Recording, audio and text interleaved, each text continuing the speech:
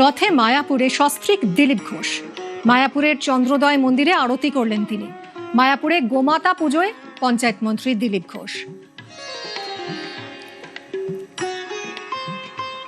গোমাতাকে খাওয়ালেন, পা ধুয়ে দিলেন। রথে মায়াপুরে যজ্ঞে সস্ত্রীক দিলীপ ঘোষ।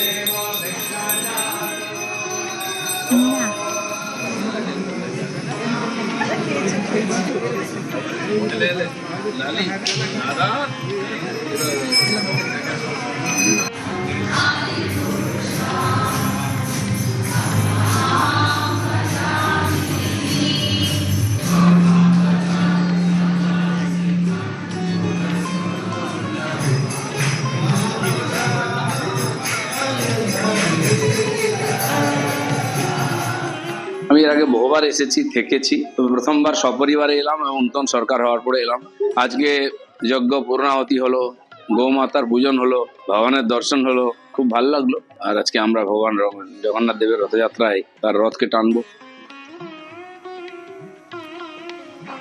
আসানসোলের রথে অগ্নিমিত্রা পাল। রানীগঞ্জের শিয়ারশোল রাজবাড়ির রথের উদ্বোধন করলেন তিনি। 190 বছরে শিয়ারশোল রাজবাড়ির রথ।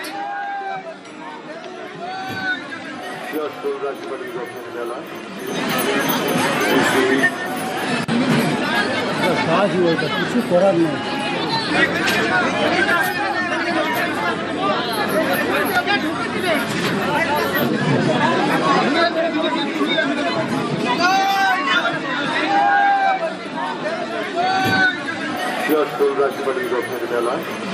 হিন্দুদের উৎসবকে সেইভাবে পালন করতে দেওয়া হয়নি।